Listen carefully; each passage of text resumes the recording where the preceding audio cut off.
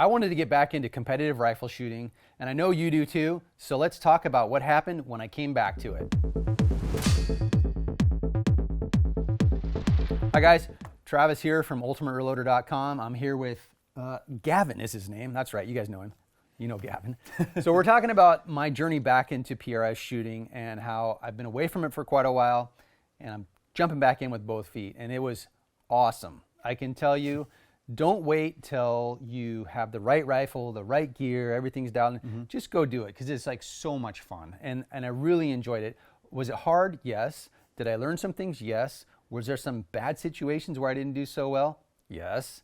But all in all, I loved it. It's great. It's super fun. And I just can't express enough that if you're thinking about doing it, go do it.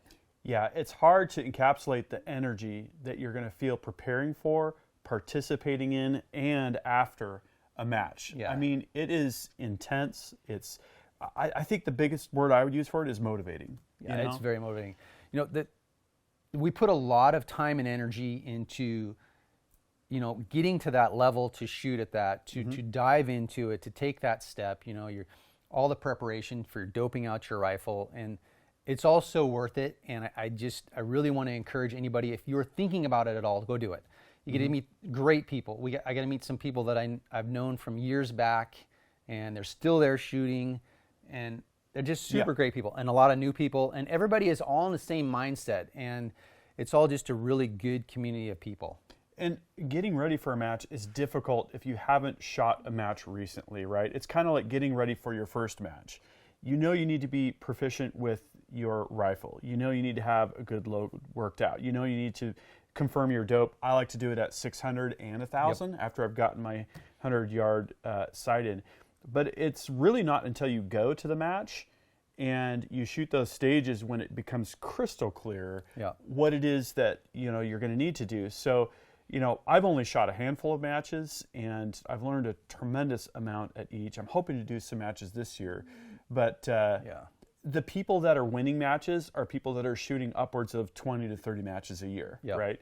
Very much so. Those are the people you want to learn from, right? And that's my favorite thing about going to the matches is seeing how people pull off what appears to be an impossible feat. Yeah.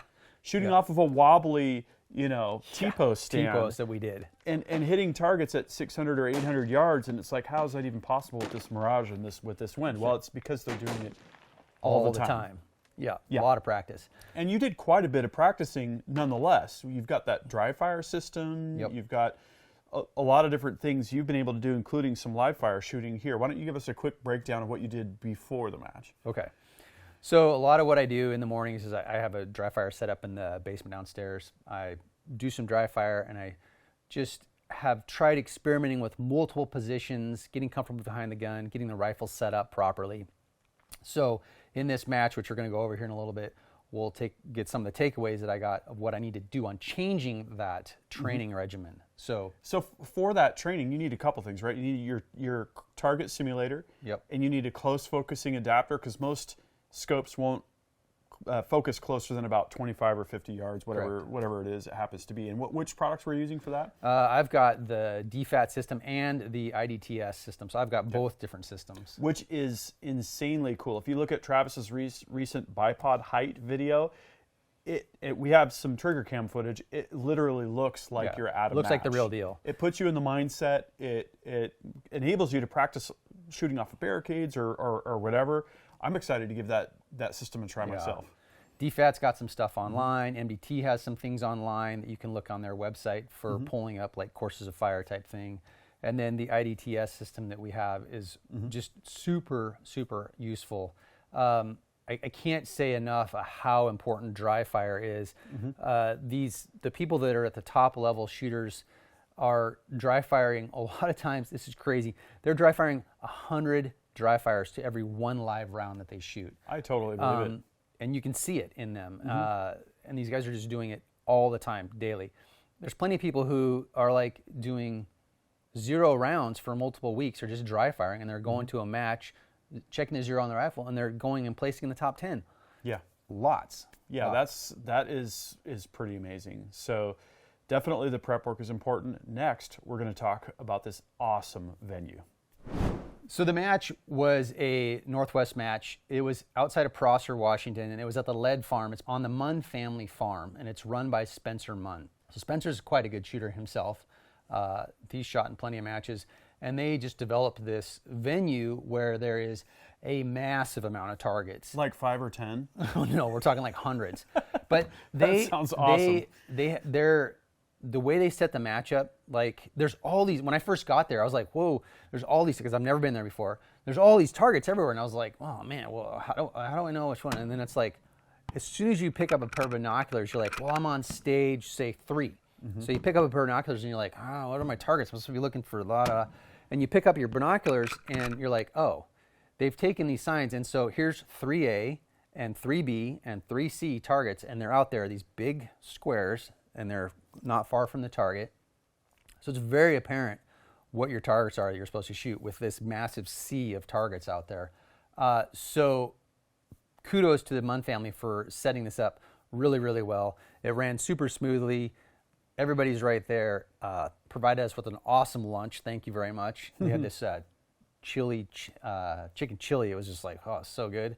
And it was a little bit of a wind on that day, so it was a little bit challenging, but it was a little bit switchy and different winds. So it was very, very good. And I can't say enough about the venue there, how fun it is, and I cannot wait to go back. And so thank you, Spencer. Target hit indicators, that is definitely a nice touch. Target hit indicators. So what were the yardages? What was the minimum and what was the maximum?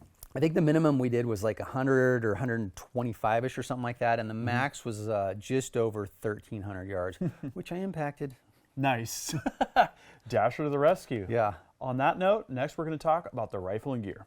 So what we have here is essentially a preview of the first batch of extremely limited edition rifles that we're going to be making available to the general public. They're going to be just very slightly different than this, but essentially the same thing. Tell them what we've got here, Travis. So this is the 6 Dasher. Yep. In the Foundation Genesis 2 stock. These are just such a pleasure to shoot. They have such a dampening effect with the way this Micarta is. It's rigid, yet it just dampens the recoil impulse. Yeah. Very pleasant. It's very dead. Unlike an aluminum chassis where you hear that ringing sound, it's like a tuning fork. This is just, it's just very solid. It's hard to describe unless you've shot one. It's smooth. Got the Athlon Cronus scope on here.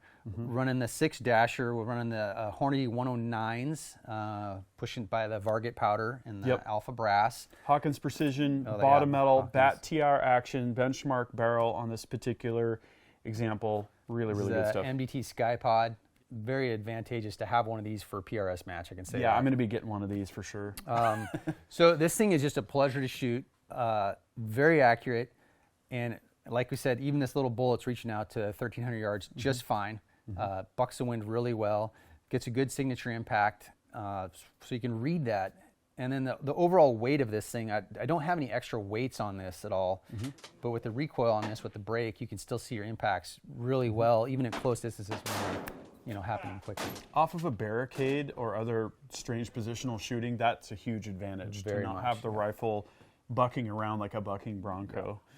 Yeah, both the Berger 105s and the 109s have shot really well in this rifle, have a low development story on that. We've also got Alpha Munitions brass, which is just hard to beat. This bullet was running just over 2,900 feet per second. One of my friends that was shooting, that was squatted with me, he was just shooting just under 2,800 with the same exact bullet and same exact cartridge. You running Varget for this? Yes, sir. And what was your prepping and loading process for this ammo? So I'm pretty standard. I'm pretty vanilla about this stuff because I try and do the same thing every single time. But I like to have my brass annealed every firing, chamfered every time. And then we're using the Primal Rights competition primer seeder with the small rifle primers. This is small rifle primer brass with the running of 32 grains of Varget. Nice. And the 109. I don't remember the overall length off the top of my head. Yeah. But we're running those the MDT MDT mags with the Dasher adapter in them. Yeah. They actually came from the factory that way. Yeah. You can get them off the shelf. Yeah. It's like a 6PR. That's true. They do. mag. You can get an adapter thing for yours, Sure. I think, Yeah. so. Various manufacturers make those. Yep. Anyway, running that. And how many rounds did you load for this match? I loaded 150. I didn't shoot them all because I timed out every time. But that's okay. We'll get into that. Sure. One step at a time, right? Yeah. Okay. Yeah. So let's start with the good news. We're going to talk about what went well. Okay, what went well? Well, I just had a great time. I mean, I really did. I love doing that type of thing. Those type of competitions are super fun. You're always learning stuff no matter what you're doing there. So I can say that any of the prone shooting that we did, I was very successful on making impacts with that. Impact. Didn't really have a problem with that. We had one stage where you had to run up a hill, flop down on your belly, and impact. That was the one that went out to like 1,300 yards, and I did really well on that, except for not doing 3 shots on 2 of the targets. I did 2 shots, and so I impacted them, and just went to the next target, which I was supposed to do 3. So I dropped a couple points there. So be clear on your stage. The rifle shot well. The mags ran well. I just had a great time and learned a ton and had a good time with some friends out there. So the whole takeaway from it was, I can't wait to go again. And I've learned a ton, and we're going to do it all over again. And I'm going to shoot prone on all the stages, the right amount, and I'm going to work on my positional stuff. Yep. So also, you had a good rifle, you had a good load, and you had confirmed your 0. I mean, there's nothing more unsettling than walking up to that stage wondering if you bumped something, if your rifle isn't zeroed right, if there's some sort of a problem. And it's all about reducing those variables, right? Yeah. So that you can just focus on where are the targets and how can I get on the targets. So this is a good point that Gavin brings up that we did touch on a little bit, is confirming your dope. So 2 days before I went to the match, I had gone up onto the ridge line and laid down on my belly and shot a 330-yard target, got a first round hit, was pretty happy about that. Turned over to a 700-yard target, and I got a first round on hit on that with my dope. And that's a hard one to see if you do miss because of the wet dirt around it. So I got a first round hit, and I was like, my confidence level went, yeah, because I'm like, okay, I'm good to go on this match. I have a rifle that can shoot. I was super happy about that. Shot a little bit more that day. But going into that, with a little bit of preparation in that style, really helps put you in the right frame of mind. Yeah, definitely. Okay, so next we're going to talk about your homework for next time. Yeah. So after shooting the match, was it clear what you needed to do for next time? Crystal. So gave you all the good. So here's the bad and the ugly. I'm a little bit older than I used to be. So stretching is pretty important, and some core muscle strength is pretty important, because you're having to get into these positions that are not super stable.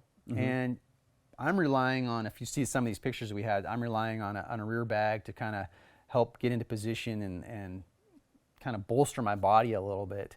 But it comes down to, you really need to take the time to practice getting an NPA, your natural point of aim, from kind of not real stable positions. And you can pick anything you want, any kind of barrier in your house, in your backyard, a chair, a ladder, off the back of a couch, whatever you want. Get some kid slide back there or something. Use it and just get comfortable with being uncomfortable. And figure out Speaking of that, a friend of mine, Seth Gardner, who owns DM Targets, we had a tank trap, and he was laying in the middle of the tank trap at the Finlay Cup and had his front bag, on one of the ends there. And he was talking about what an awkward position it was, but how comfortable he was able to get. And he just absolutely did awesome on that stage. So those are the kinds of things, like if you're going to just be half-hearted about your practicing and all that, that's not going to fly. You got to get into that mindset of you're actually at a match. Absolutely. And all that dry firing that you're doing, Yeah. Whether it be up at the ridgeline range or with that indoor dry firing system, that is really good stuff. Yeah. take the time, go look at some videos. NRL has a ton of videos out there on their matches. They just show people and look at what these people are doing and what they're shooting off of, and try and emulate those stages and get yourself into these funky positions, and just, you know, force yourself out of your comfort zone. Get off of your belly, get off of the bench. You know, don't use your bipod, use something else, get your bag, and make it so that you have to figure out what your body needs to do to be able to get that MPA and get that good, steady sight picture and get that wobble zone narrowed down. And then some of the math as well. Every time there's a mover stage, you got to have like this concrete thought process, right? Am I going to hold or am I going to dial? Yes. And what about wind? You know, all those questions, there should be almost a flow chart in your head of decision making, so that it's a tactical decision and not a big quandary, right? Okay, so Gavin brings up a very good point that I messed an entire stage up, and I may have zeroed that stage. I can't remember exactly. But I had gone from one stage where I dialed the wind, did fine on that stage, and we moved positions to another stage where the wind was coming from a slightly different direction. And what did Travis not do? I didn't re-zero my windage dial. Yeah. So after every stage, make sure and re-zero your turrets, and don't do what I did. So this is one great takeaway that I learned on that, because the next stage I went to was the mover target, and I kept shooting way off to the left. And I was like, what is going on? I'm like, got my lead all perfect, and I couldn't hit the target. Well, it's because my windage was off by a whole mil. Yeah, that doesn't help. Here's another question for you in terms of prep. We've talked about the use of brakes. We've talked about that concussive blast. What do you think about running suppressed instead of braked? Run a suppressor. It's pretty simple. I honestly, when you're at a match, and it was pretty split, there was a lot of suppressors there, a lot of brakes. And I can tell you what, I love shooting suppressed. I shot this braked. The brakes tend to hold the muzzle down a little bit flatter. But shooting suppressed is just, and being around everybody else who's shooting suppressed, it's so nice. It really is. It really is nice. I encourage everybody to shoot suppressed. I know that there's a cost to it, and the time wait and all that stuff, but it's well worth it. There's two issues I can think of right off the bat. One is you've got that long push, right? Instead of something like this, it's more of like that. Yeah. And you can see it when people are shooting. You know, it can be difficult to retain your sight picture. The second is heat buildup. You know, that's why we have suppressor covers. Even still, you could be battling mirage. So that might be an interesting discussion. If you have thoughts on the pros and cons of brakes versus suppressors, drop a comment. We'd love to hear your feedback. But maybe something to experiment with and to try for the next match. Yeah, definitely. We'll see what I do, but I may be going to a suppressor more. I'm pretty sure it'll go either way, but I like suppressed a lot. So let's talk closing thoughts. Yeah, well, I'd like to do a little shout out to Sheldon Allos and his daughter Ashlyn. Sheldon won the match. Both of them were shooting the Foundation Genesis 2s. Awesome I stuff. called him and talked to him last week and just got his thoughts on the match. He's been to Lead Farm several times before. He really enjoys it. His daughter, it's going to blow you away. She's only been doing this for a little over a year. She got 7th place. And how old is she? I believe she's 15, 16 years old. Yeah, I'm like, so get your kids shooting. Get them into this sport, because we need more kids in there. It's super fun to see them. The girls, it's great. More ladies, more kids, more representation means just better things for the shooting sports community and across the board. Don't even worry about taking your kids there, because everybody just loves seeing the kids come and shoot these things, and everybody's super helpful to them. So bring them. Yeah, really, really good stuff. Also, you talked to the folks at Gordon's Reloading Tool as well, didn't you? So the folks at Gordon's Reloading Tool, you guys may know, you may have heard that Gordon died in January. So this is an open source platform that I use almost every day. I use it at least several times a week, Gordon's Reloading Tool. If you're used to quick load, it's a program like that, but it is free and it's open source. And it's open source. Yeah. They're taking development data from people, and Gordon was doing all the programming on that. Well, the team for GRT is looking for help on keeping this program going. So if you look below into the video notes down here, you'll see the information. If you're a computer programmer, if you're a ballistician, if you have the skills to help them do this, please contact them. They could use your help. And we'd like to keep this going because this is a very, very valuable resource for us. Yep. And if you have experiences that you want to share about starting to shoot competitively, about getting back into the game with shooting NRL hunter matches or PRS matches, please drop a comment. And if people encourage me enough, maybe I'll get over my obstacles and get out there and do it as well. Yes, it's a time commitment, but it's well worth it. Yeah. Thank you for watching. That concludes this video, and that means it's time to wrap it up. I hope you liked this video. If you did, please give it a big thumbs up. Also, make your voice heard. If you have something to say, please drop a comment. Make sure you're subscribed with notifications because you're not going to want to miss the awesome content that is coming up. And finally, flex your reloading pride. You could look great in one of these t-shirts. We've got multiple designs at the Ultimate Reloader store. I'll see you later because I'm off to go shooting.